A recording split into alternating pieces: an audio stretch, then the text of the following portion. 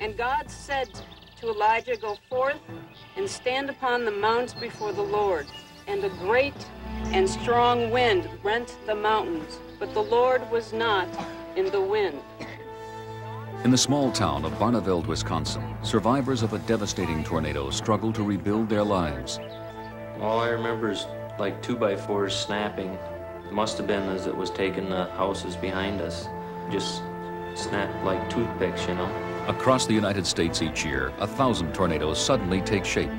And those that find targets kill more than 100 people and cause $300 million in damage. But now, modern science is fighting back.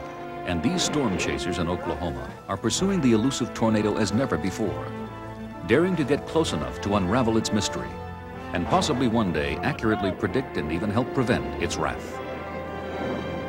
Tornado, tonight on Nova.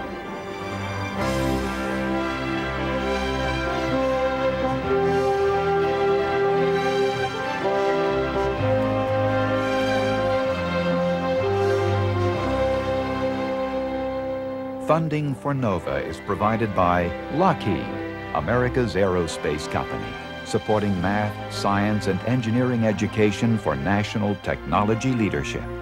And Johnson & Johnson, the signature recognized around the world for commitment to quality healthcare products for the entire family. Major funding for NOVA is provided by the Corporation for Public Broadcasting and by the financial support of viewers like you.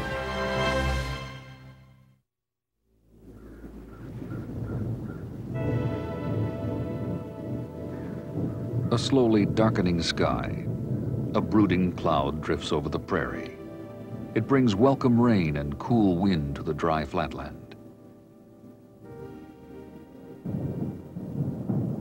This is a thunderstorm, common throughout the Midwest during the spring and summer. Inside is a rising column of air, in this case powerful enough to trigger an unusual chain of events. The outcome? A spiraling whirlwind, sucking up everything in its path, swelling, becoming a swirling mass of debris.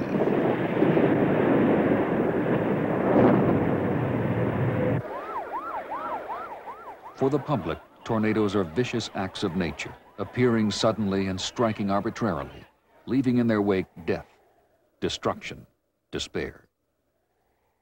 March 18, 1925, the single most destructive tornado in history brought devastation from Missouri to Indiana. 700 killed, 11,000 homeless. More recently, April 1974, the largest outbreak ever. 148 tornadoes swept across the Deep South and Ohio Valley in just 16 hours. From Huntsville, Alabama to Xenia, Ohio, 335 died amid $600 million in damage. Historically, man has been at the mercy of the tornado's uncontrollable wrath.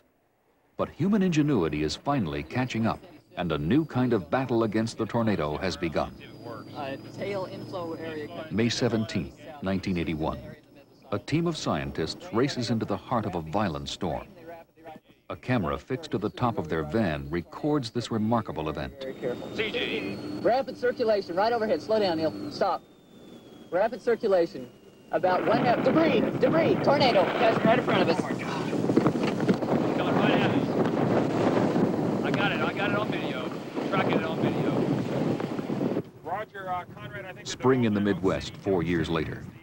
The same group of scientists has come together in the vast flatlands of Texas and Oklahoma, where visibility is good and conditions produce the most active tornado weather on Earth.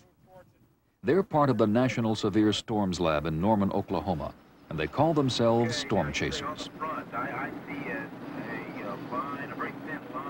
Day after day, they work in teams. Among them is a pair of graduate students, Lou Wicker and Lance Rothfuss. Their goal?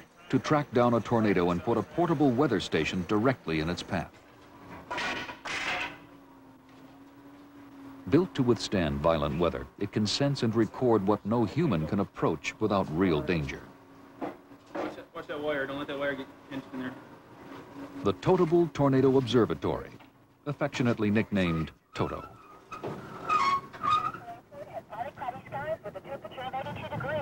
No, this looks bad. In charge of the intercept program is Bob Davies Jones, one of the world's leading authorities on tornadoes and their parent thunderstorms. I've been chasing since 1974. I've seen about 40 tornadoes, and we spend like 200 hours out in the field looking for tornadoes. To be a chaser, it takes a lot of persistence and a lot of fascination. It's really got to be in your blood. You really got to get a thrill from going out and watching nature perform. Also watching is veteran tornado chaser Howard Bluestein, professor of meteorology at Oklahoma University. This year, Howie and his team seek clues to how tornadoes form by releasing weather balloons into the pre-storm environment. Balloons are an old tool of meteorology, but out in the field, they're ideal for studying thunderstorms. To me, a severe thunderstorm, it's like a giant piece of architecture in the sky. It provides me with a sense of awe and wonder. I've always been interested in severe thunderstorms and tornadoes. Most of what is known about tornadoes has come through work of this kind, going out year after year to observe and collect data in the field. The chase teams depend on their own eyes, but they are backed by an operation that makes use of the newest and most advanced weather technology, Doppler radar. The National Severe Storms Lab is testing Doppler for use in issuing tornado warnings around the country.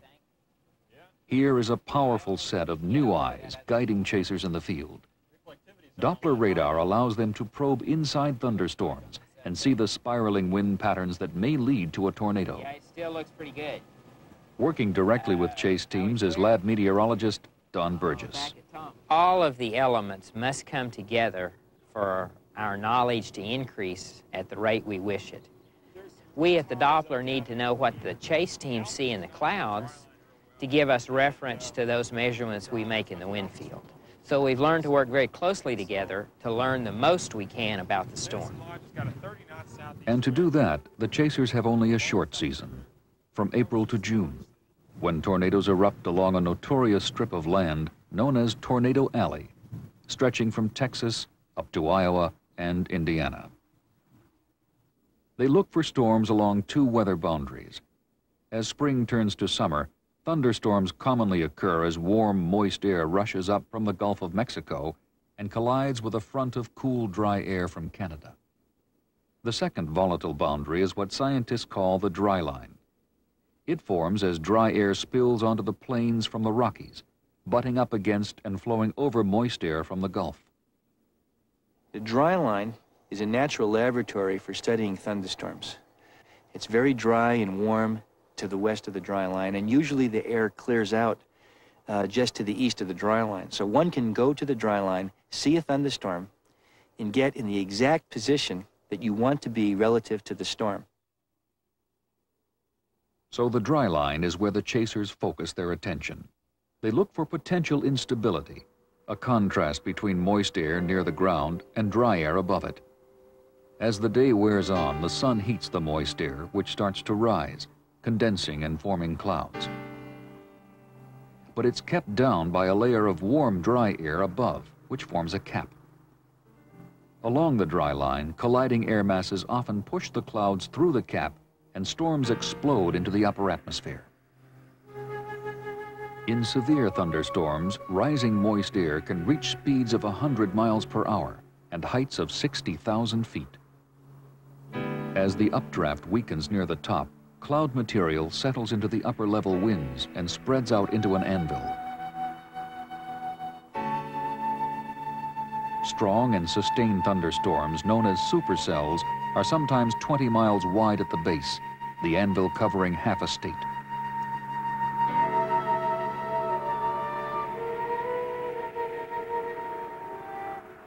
A small fraction of these big storms interact with winds moving through their environment and rotate as they grow. They are called mesocyclones, the birthplace of the tornado. Trailing down rope-like from the storm, a tornado is usually destined to die as abruptly as it appears. The strongest can be a mile wide and stay on the ground for over an hour. Winds swirling into their base can exceed 250 miles per hour. No other natural phenomenon produces winds this strong. For the scientists who chase them, tornadoes are mysterious, awe-inspiring, even beautiful. On one unforgettable day in 1981, the chase team saw 9 tornadoes. Oh, what's it like to see a tornado? It's an incredibly exhilarating experience.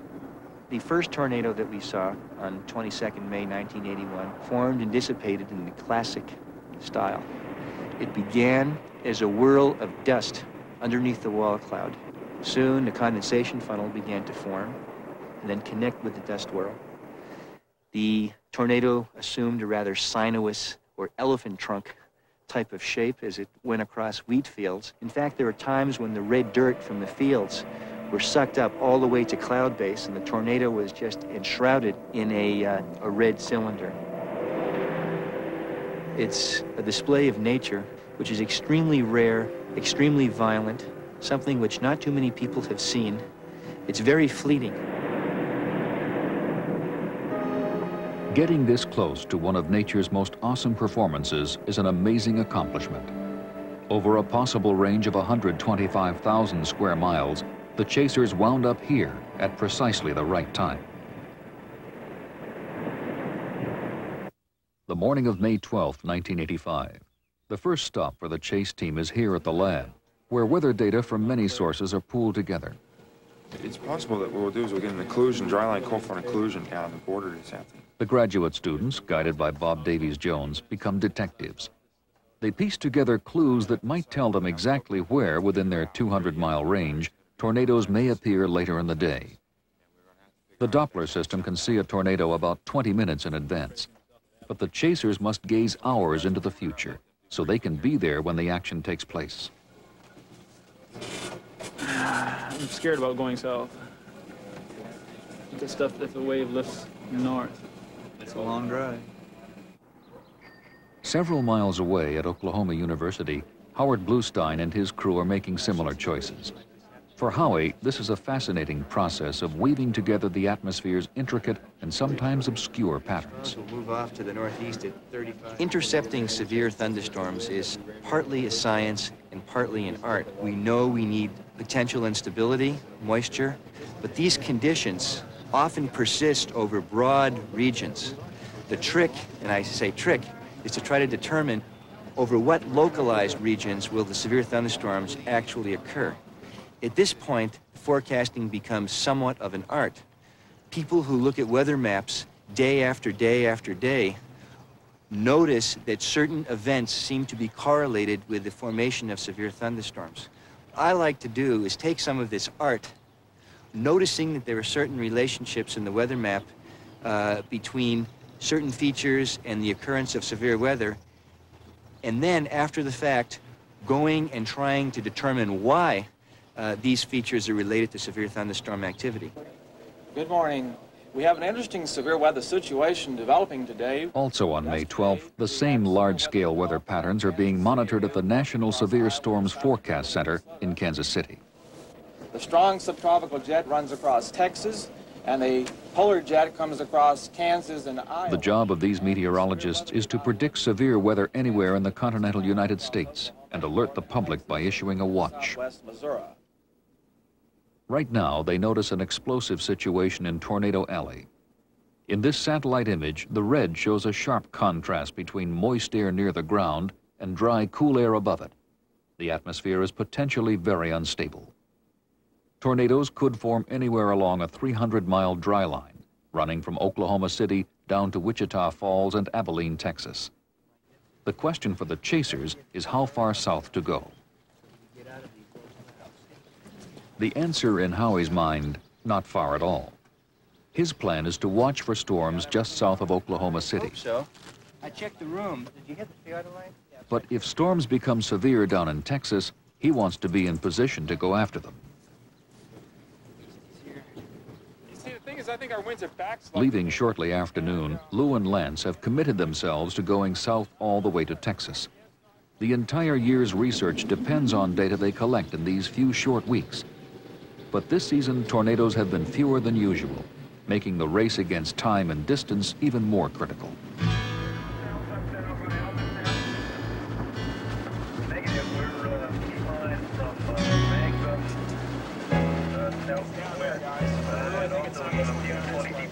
Popcorn. Conditions change so quickly that teams need to stay in contact with the lab. Within 50 miles of Norman, they communicate by radio. But once out of range, they're forced to pull off the road and just use the phone. I'm a little bit worried about something happening right back just south of Norman. We're seeing a little towering queue and small CBs building up under the anvil from the Wichita Falls storm, but the echo development is still weak. I don't think that's anything that would command that you turn back and head back into Oklahoma. I think you should still head southwest toward the Wichita Falls storm. Okay, I think that this activity here appears to be going downhill, and if anything does come up from southwest of Wichita Falls, we'll have plenty of time to get it. Okay, Howie, well, good luck. Thanks, bye-bye. What are we doing? We're gonna go west. It's still not exactly clear what's happening. Thunderstorms are breaking out southwest of Wichita Falls, and the Weather Service is considering putting out a watch. When Howie learns that storms have started to go up in Texas, he decides to move a little further south. The situation in Oklahoma doesn't look promising. Still, his instinct tells him, stay close to home. Yeah, go west on 29 to Marlow, and then we can drop south to Duncan, and we can be in good position for any storms that are popping up down here. But I still don't have that much faith in it. How far southwest of Wichita Falls are the thunderstorms? Archer City. That's not very It's off the map here, but it's about 30 miles from Wichita Falls, something like that. It's where the last picture show was filmed.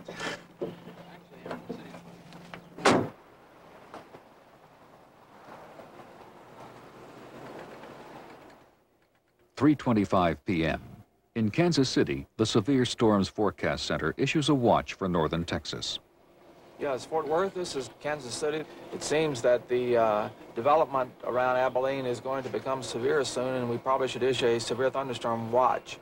And what we have indicated here is a watch that extends 60 miles east and If west. dangerous weather materializes, it's up to the local branch of the Weather Service to warn the public. Lou and Lance are heading for the watch area, hoping to get Toto there in time. They make a quick decision, gambling on a shortcut to Wichita Falls. For storm chasers driving long distances over unfamiliar roads, the risk of getting lost is ever present. Are you looking southeast or southwest?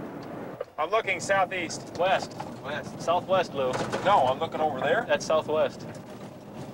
We're going. No, it isn't. It's east of the road, and the road goes southwest. We're going south right now. What are you saying? That's southwest. That's southeast. This road goes southwest. This road. Hold on, Bob. I've got a direction problem 65 here. going south. We're not on 65 yet. Yeah, we are. I think you mean about 310 those here. Yes. 4:30 p.m. Howie is still in Oklahoma, about 70 miles from the lab and 50 miles from the Texas border. He spots a cloud that has broken through the cap and is widening at the base. It could be the start of a thunderstorm. That tower. We have somewhat of a dilemma right now. We're right along the back side of the deep moisture. We've been measuring the temperature and dew point outside the car. You can see the edge of the clouds right over here. The towering cumulus cloud went up and looked very good. Looked as if it might become a thunderstorm, but then it died. We also have a thunderstorm way off in the distance to the southwest, somewhere near Wichita Falls. And we really don't know whether that particular thunderstorm is getting the deep moisture or not. What we really need to do right now is to get a telephone, call back to the lab, and find out what the storms to the southwest look like on radar. Hello, Oklahoma City. We are seeing development of severe thunderstorms across the Red River into Oklahoma now, and we think that the activity will develop towards Oklahoma City, and so we propose... There's now a tornado watch that includes both Oklahoma City and Wichita Falls, Texas. It's 7 p.m. Howie must commit to one of these options. New cells are forming right along here. They're just not very well organized. And I'm going to try to see whether or not any of the storms which we passed by to our west earlier are coming up. Tornado watch. Howie learns from the lab's radar that the Oklahoma storms are still weak, while the Texas storms continue to build. Let's go a little bit further. Let's get suckered a little further southwest. He has reached the point of no return. He must go south or risk seeing nothing.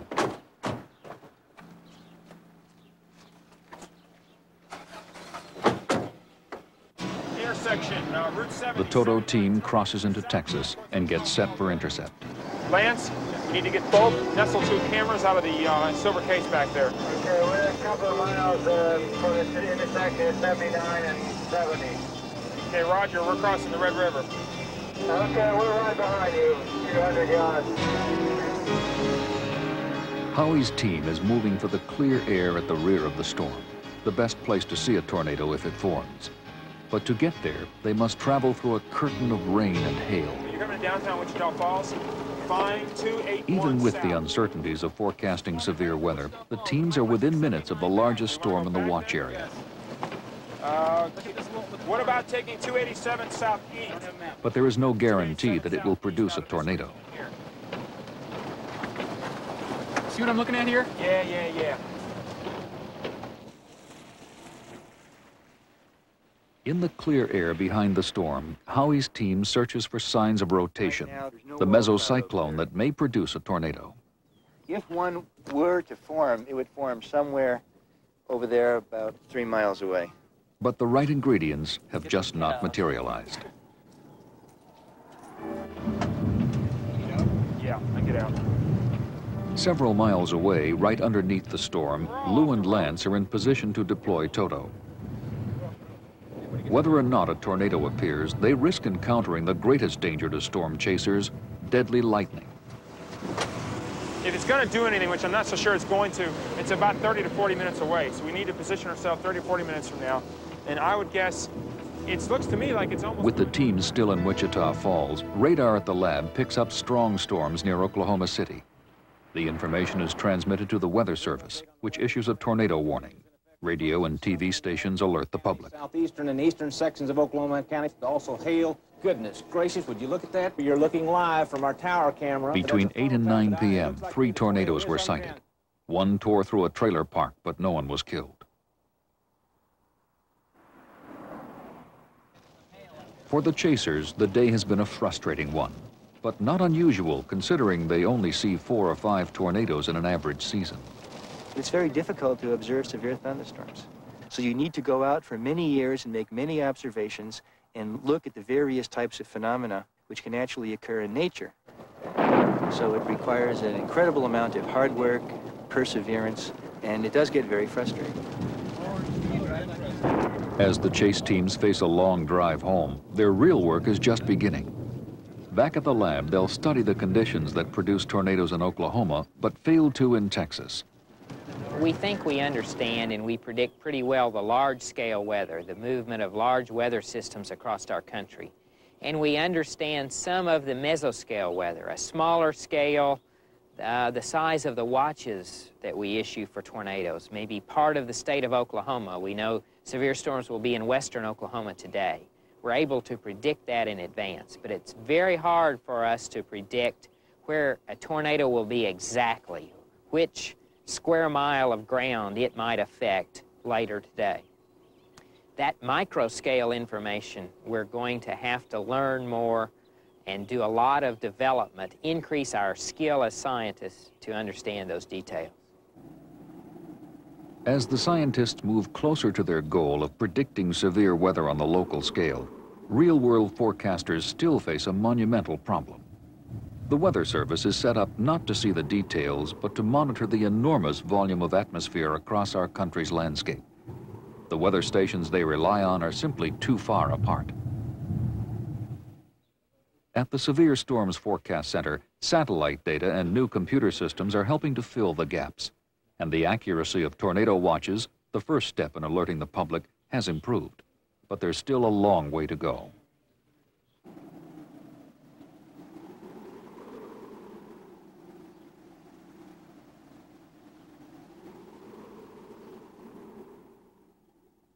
The problem of such large-scale predictions was underscored on June 8, 1984. A tornado watch was posted for all of southern Wisconsin. Most people in the small town of Barneveld treated the stormy night like any other. It was really windy all day. And I remember sitting in the living room, talking to Mom, watching TV, and saying that we're really going to get a storm because it's so windy. And it was just windy all day.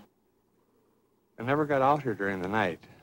We got about 3/4 of the way out here, And we met a young man from out in this area, and he said, don't go out there. He said, it's all gone. And I said, what do you mean it's all gone? He said, it's all gone. Well, I said, what about the church? He said, it's flat. Just before 1 a.m., a tornado roared through town.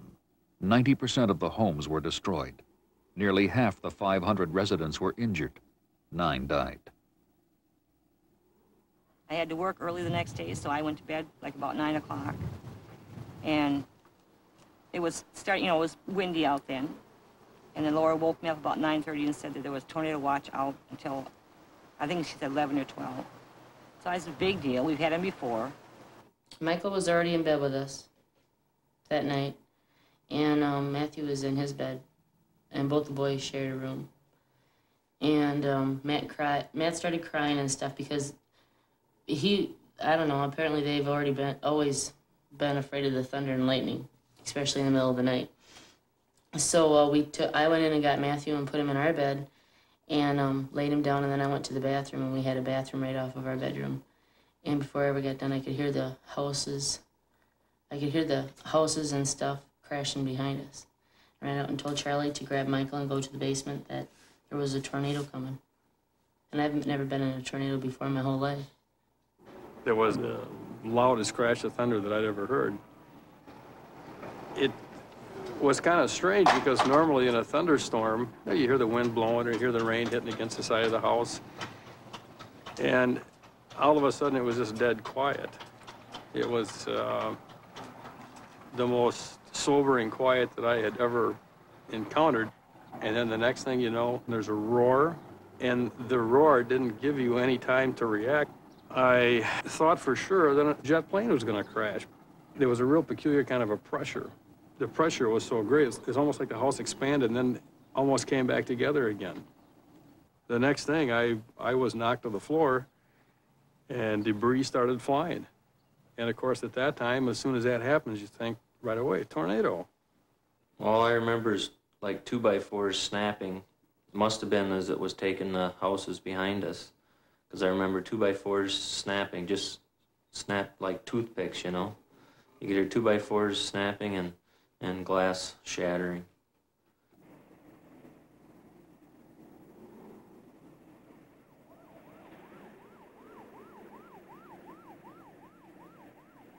But all I remember is running down, just running for my life is all I could do, and I couldn't, you know, I knew she wasn't right behind me with Matthew, and I didn't think I could turn back because I had Michael with me, and to go find him or we'd all be up there, you know. So I just ran down to the north wall, and Michael was kind of hanging around my neck, and I just kind of put him in front of me and put my elbows right up against the cement wall, and then it was over with in a few seconds. And as soon as we stepped off the main foundation of the house, that's when it hit. That's when the door hit. That's how Matthew got killed. A bolt off the doorknob went to the back of his skull, right next to his brainstem, and killed him instantly. How I knew that he was very seriously injured and stuff was, I was leaning forward, and as soon as it was done, I leaned backwards. He kicked my legs out from underneath me and rolled on my back, and that's when he gasped for air. When I heard my wife screaming, I made my way over to her by exiting off the back of the foundation. And her comments to me were, I don't have any clothes to wear. And why it struck me immediately as a tornado, I don't know, because I'd never been in one before.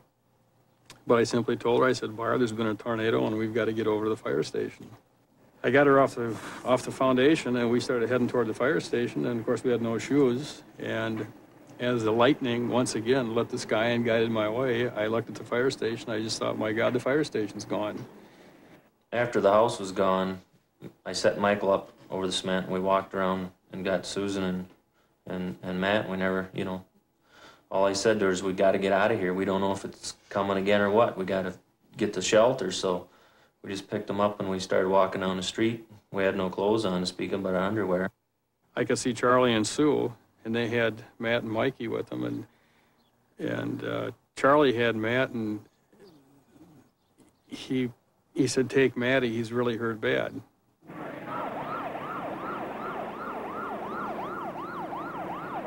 There was 5 doctors that worked on Matt, And I knew by the time he ever got into the ambulance and left that he was already dead. I remember the rain, cold, cold rain just poured. Dark. It was so dark you couldn't see your hand in front of your face, except for when the lightning would flash. And then you could look down and you could see every house was gone. That's all you could see as we walked down the street. Every house was gone, just flattened. The Barneveld tornado was a quarter-mile wide, its winds swirling at an estimated 250 miles per hour. Some died as their homes collapsed on them. Others, like 2-year-old Matthew Ashelman, from flying debris. When a tornado this size hits a town, it becomes a churning mass of flying wreckage. This test footage shows just what debris can do.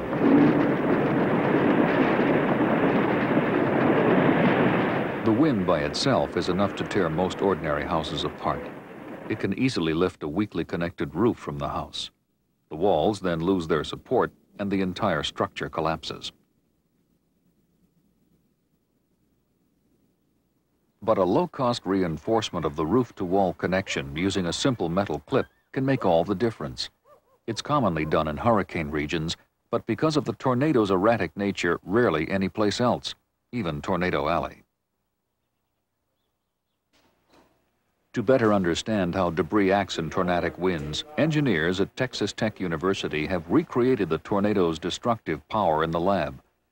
With a unique kind of gun, they will fire this 2x4 at 115 miles per hour, the speed it might be hurled in the strongest tornado. Their target, various kinds of walls. Is the chamber clear? Even sturdy brick ones. 3, 2, 1. They've learned that no economically built wall remains intact. Based on these tests, they designed an impact-resistant shelter that can be built into a closet. But the battle against the tornado involves not only protection. All right, Dale, that's the tornado drill. Open the door, please. Everybody stand up. Public education becomes increasingly important as scientists move toward a better understanding of tornadoes and more accurate predictions. Throughout Tornado Alley, students are taught to move downward, away from glass, and no matter what, to stay indoors. Go to a basement, a closet, even a bathroom where plumbing strengthens the walls. Hit the wall. The value of public awareness was made clear in April 1979, when a mile-wide tornado struck Wichita Falls, Texas. Some 6,000 homes and apartments were destroyed. Yet among the many thousands who found shelter in their homes, only 5 died. Tragically, 26 died in their cars, many of them fleeing the storm.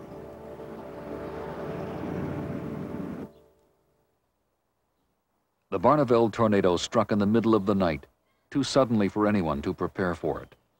But the very fact that people were in their homes may have prevented an even larger toll of death and injury. A year later, the town has been rebuilt, but there remains a shattered sense of security. It's not one thing happened. It's not like that. It's everything happened. You know, your business is gone, your town's gone, your school's gone. Just your house is gone, everything's gone. Part of your family's not here anymore. And there used to be so many kids out here. Now afterwards, there's hardly any kids anymore like there used to be. There used to be a slug of them. Because some moved out, some moved to other towns, and it's just a total change, I guess. Before, we really never even had any alarm come into our lives at all when we heard of a tornado watch. But now, of course, when we hear the word tornado, it brings up a whole array of pictures in our minds. And my dreams in the first 3 months were never of tornadoes, but of utter confusion. Nothing ever came out right. And I think that was what people had to live through. They had nothing under control. When it gets nasty, I get scared just like, really bad when it's a lot of lightning and it's windy. And it's kind of like that night started out. And I get nervous watch the clouds, and the old heart's going 90 miles an hour, and I'm right at the top of the stairs wondering if I should go down, and that's scary. I think that's the biggest thing that happened for this whole community. Their sense of well-being, of safety was blown away, literally. They're vulnerable. We found that the parents were really having as much trouble, if not more, than the kids were. Kids tend to express it. Parents tend to try to be strong. Parents would say, I want us all to feel fine again, so let's just not talk about it. And I know from a counseling standpoint that it's important to share and talk about it and to get it out. Across America's heartland, towns like Barneveld live under the shadow of sudden and unexpected disaster. To make matters worse, tornado warnings are plagued with false alarms and chronic lateness. On local radar, the Barneveld storm looked like any other. Only after the tornado was reported did the Weather Service issue a warning. And by then, rescue workers were already pulling people from their destroyed homes. If the public is to be warned of tornadoes reliably and further in advance, weather technologies will have to be updated. About the time of World War II, we learned that we could take a beam of radiation, send it out, bounce some of it off of raindrops, get it back at a receiver, and measure that power amplitude. And that's what we have with conventional radar. This system shows us how heavy the rain is. We're going to get 1 inch of rain or 2 inches of rain from a thunderstorm, but it's hard to use that information, and this is the way we've been since about the time of World War II, to say, where is a tornado going to occur? With a Doppler radar, we get the exciting new prospect of seeing the winds and maybe rotation up in the storm that might produce a tornado. This new radar is based on the Doppler effect. If the wind is moving away from or toward the radar, the signal will bounce back at a different frequency. The greater the difference, the greater the speed of the wind. When we look at the Doppler display, it becomes much easier to see areas of circulation. All of the red colors are flow away from the radar. The green colors are flow back toward the radar. And right at the center, there's a very dramatic color shift. We have a little red in the green and a little green in the red. Together, these colors show a signature for rotation. Right in this The tornado's signature on the Doppler screen was discovered as a result of chasers' observations. In May 1981, this strong tornado was tracked on radar and followed by chase teams near Binger, Oklahoma. And on the Doppler radar analysis, there was a small anomaly. It was not known for sure that it represented a tornado, but by going back and getting the times of the chase team's observations and the places where the tornado was along its path, so what would look like a glitch in the data, turned out it correlated exactly with where the tornado was. So it was the signature of the tornado. She's bubbling. What do you have? Yes, it's firing along the edge. A year later, for the first time, the Weather Service in Oklahoma City began using Doppler radar from the Severe Storms Lab to issue warnings to the public. There is now a plan to install these advanced radars across the country. The system is called NEXRAD, Next Generation Weather Radar. It will cost about $1 billion, but it could help reduce the huge costs exacted by severe thunderstorms and tornadoes. 500 lives and as much as $1 billion in damage each year. Mike, Ed, got a warning for you. Dick, you might try to get a hold Enid of OHP, Stillwater PD, this is Oklahoma City weather. We're issuing a severe thunderstorm. Amateur radio, WR5ADW, this is Station 1. Persons in Covington, Enid, and Breckenridge are in the path of these storms and should be prepared for large hail and high winds. All right, we're putting it on the air now. Doppler radar helps with warnings on thunderstorms in several ways. First, it increases the lead time. With our conventional system right now, without Doppler, lead time is maybe 0. The tornado is formed before the warning occurs. With Doppler, we can get an average perhaps of 20 minutes lead time, time for people to take shelter. Also, the warnings with Doppler are more accurate. There are many fewer false alarms, perhaps 50% fewer false alarms. That will allow the public to have more confidence in the warning, and they will be more likely to follow through and take those precautions that might save their life. Here in Boulder, Colorado, is an experimental forecast center of the future. If tornadoes are ever to be predicted more than minutes in advance, it will be at weather stations like this one. The thing we were worried about is getting Using a network of closely spaced observation posts, meteorologists here monitor the subtle atmospheric changes that may be associated with severe weather. They employ all the newest sensing technologies, including Doppler radar. And powerful computers allow them to display and manipulate information as never before. This image from 1884 is the first photo ever taken of a tornado. Historically, the subject of endless myth and speculation, tornadoes were once thought to cook potatoes in the ground, even fuse coins in people's pockets. A recently published idea held that tornadoes drew spin from vehicles passing on highways. More credible theories have had to do with electricity, hail, even the Earth's rotation. If you have a tub of water and you let it still for maybe 2 days, very carefully remove the plug and then let the water drain out. And it's been shown in the laboratory that you will get a vortex which has the same sense of rotation as the Earth. A tornado would require about 3 hours to form by this mechanism, and they seem to form much more rapidly than that.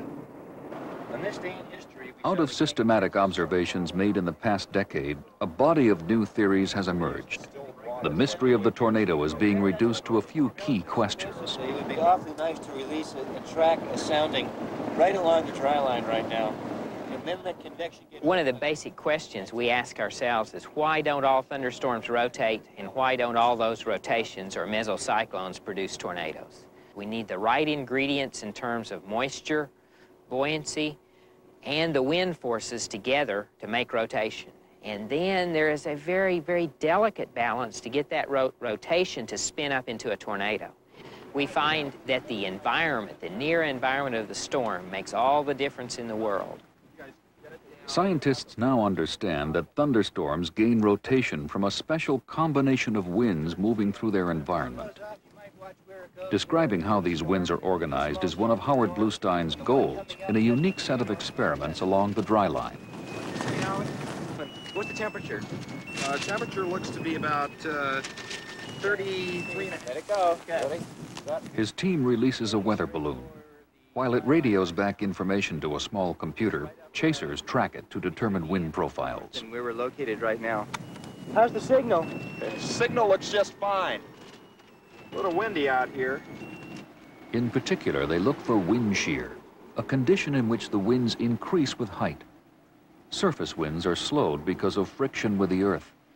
While high above, the air moves faster along a narrow, high-speed river of winds, the jet stream. Now imagine that you have a wind which is coming from this direction down here and a wind coming from this direction up here. The wind's coming much faster up here than down here. Imagine what would happen if you put a paddle wheel in the air. It would start to rotate like this. Strong wind here, weak wind here. It would begin to rotate. Now, meteorologists call this measure of rotation vorticity. When wind shear is present, rotation pervades the atmosphere, like countless rolling tubes of air. The growing thunderstorm tilts the spinning air upright, creating two vertical vortices, one on either side of it. The storm builds into the area of the counterclockwise or cyclonically spinning vortex and starts to rotate. What happens now is that air will rise into the cyclonic part of the couplet, and the vortex tube, if you will, becomes stretched. It's stretched vertically, and it shrinks in scale horizontally, very much like a skater who's spinning around. The skater brings their arms in, and they spin up. That by itself is still not enough to produce a tornado. This can produce what's called a mesocyclone, the rotation within, the strong rotation within a thunderstorm. At this stage, as the mesocyclone narrows, the cloud base lowers into a beautiful and imposing form, the wall cloud. But here the mystery deepens. Out of the rotating wall cloud, the tornado seems to form suddenly without warning. What unseen events trigger the tornado? Some of the answers are appearing in storms, not over Tornado Alley, but in a computer at the National Center for Atmospheric Research in Boulder, Colorado. Scientists here simulate mesocyclones to see how and under what conditions they may produce tornadoes. As the radars scan the storms and the chase teams are taking observations underneath these storms, they are obtaining extremely interesting observations. On the other hand, with our numerical model, we can obtain complete data sets, and if our comparisons with those observations show that we're simulating realistic storm features, then we can use that data to further understand the important mechanisms within these storms. After it reaches maturity, the computer storm produces features seen by chase teams, a wall cloud, and nearby a clear area where downdrafts break through the cloud base. This is the same computer storm in horizontal cross-sections of 5 miles, 2.5 miles, and 800 feet above the ground. Downdrafts occur when dry air flowing around the storm at mid-levels is cooled by falling rain. The airflow patterns here suggest that downdrafts help create a new source of rotation that ultimately leads to the tornado. Here we see the moist inflow approaching from the east and the downdraft outflow spreading out behind the storm. Where these two airstreams collide, we see a strong convergence line which separates these two very different air masses. This produces very strong rotation about a horizontal axis, which is then tilted into the vertical and strongly intensified in this low-level updraft, which we believe is responsible for the strong rotation which ultimately produces the tornado within the storm. The mesocyclone continues to rotate, but within it, this new rotation causes rising air to move faster around a tighter spiral. In a matter of moments, it turns into a funnel, building down from the wall cloud toward the ground. The storm is now sucking in large quantities of air through the tornado's base, causing fierce ground-level winds.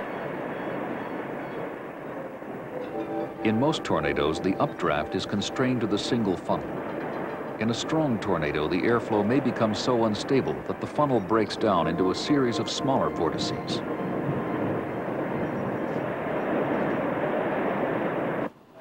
For storm chasers, the computer model has created a lot of excitement, for it gives them a new way to test out their ideas and observations. For example, downdrafts were first noticed in the field, and the computer helped make sense of them. This is a spectacular wall cloud. Look at the striations, the multiple striations in this. And if there's any large hail. Near the end of the 1985 season, Howie sees a kind of storm that seems to produce tornadoes without a strong downdraft, indicating that there are probably other mechanisms at work. We'll just have to do our best. It's going to move right by us. So far, I've been very impressed at how many storms, which look nearly identical to the one we saw yesterday, actually occur in nature but aren't documented. Secondly, we would like to get soundings up near these storms so that we can simulate these type of storms using the numerical model, given the environment that was measured by our balloon.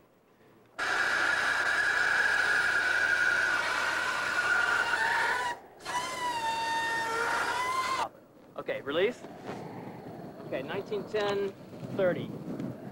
Okay, good, no problem. Going right up into it. Absolutely, excellent. Okay, 5 seconds to go. The balloon is going perfectly.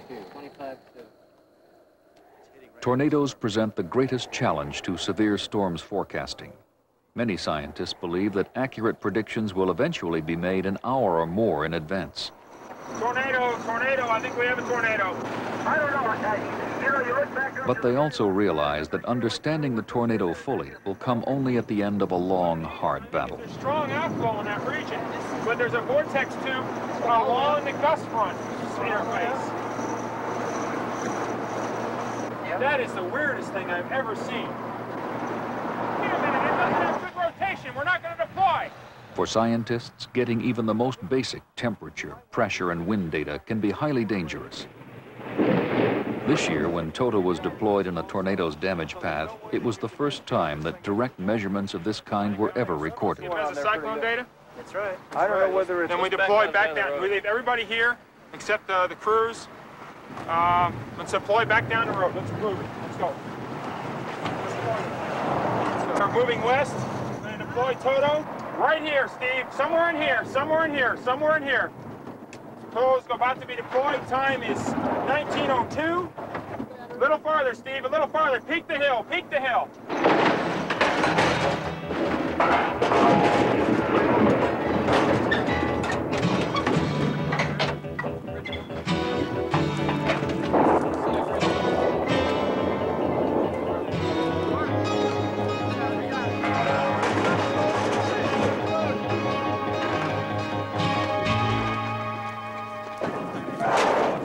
Let's go.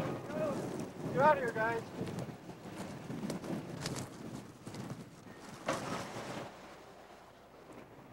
Hopefully, the effort of these scientists will unravel the mystery of the tornado and help prevent the death and destruction that so often follow in its wake.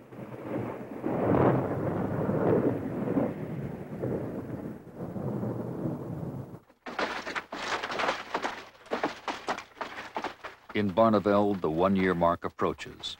A single house remains to be torn down.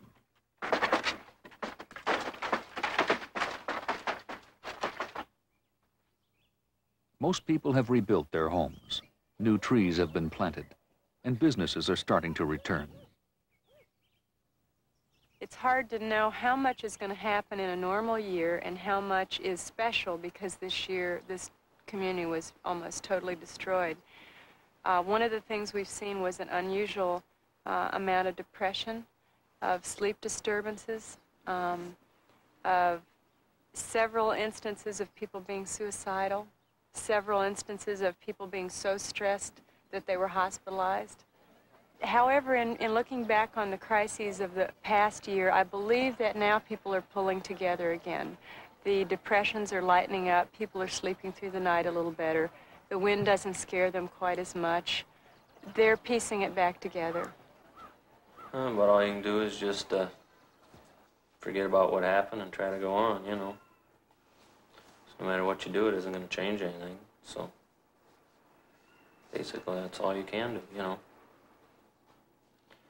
Try to forget what happened and start over again. Everything I lost could be replaced, and there were families in town that lost members and that they can't be replaced. So I'm very fortunate in the fact that my insurance company was very good, and now I have a new home and new furniture and got all my kids with me, and we're all going to be okay. Optimistically, I'll say I'll rebuild my dealership, and optimistically, I'll say I'll rebuild my home. I guess there are some emotional reasons why I shouldn't rebuild. The pessimism comes from, do I want to be here? I can look to as many people as I want, but the answer has to come from within. I don't know if I have the spirit to rebuild. Jim Kennard finally did summon his spirits, and he began to rebuild his home and business. How have you personally been able to do it, you and your wife? I don't know how to answer that. Start over again. Try not to forget what happened, but try to put it in the back of your mind and keep stumbling ahead. That's all you can do. Is there something that the rest of the country could learn from what's happened here? Don't give up. Thanks very much. Your last name is spelled A-S-C-H-L-I-M-A-N. I'm sorry, could I just hear that again, just so we make sure get the spelling right? A-S-C-H-L-I-M-A-N. Thank you very much. You're welcome. I'm sorry to bother you. Later in the summer, Sue Ashelman gave birth to a baby boy. The wounds here are healing. Some of these people are even going to help others, victims of a violent tornado in Pennsylvania. Most people in this village are just happy to be alive.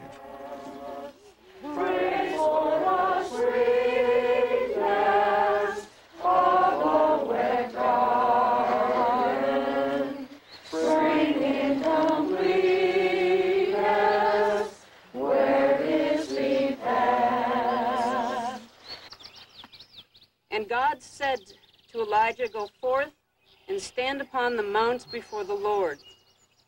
And behold, the Lord passed by, and a great and strong wind rent the mountains and broke in pieces the rocks before the Lord. But the Lord was not in the wind. God is not in the earthquakes, in the fires, in the winds of this earth. for those forces seek to destroy. What more do we need to know? Amen. We raise our voices in thanksgiving. For the birds who come back, return to share their songs with us. We are thankful to be alive. For our faith, our sense of community and belonging, for our persistent, patient, and passionate God. And we remember Matthew Ashelman, Rick Hammerly, Kirk Holland, Bruce and Jill and Cassie Simon, James Lewinsky, and the helicopter pilot, Sergeant Stuart J. Searles.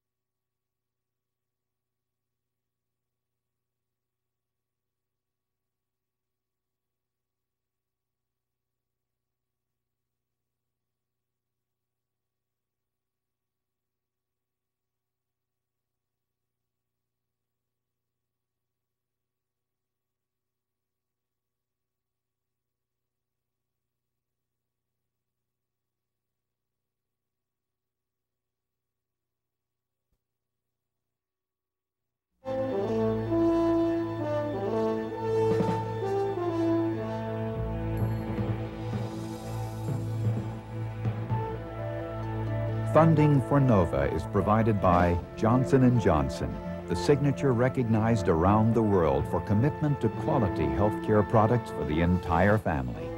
And Lockheed, America's aerospace company, supporting math, science, and engineering education for national technology leadership. Major funding for NOVA is provided by the Corporation for Public Broadcasting and by the financial support of viewers like you.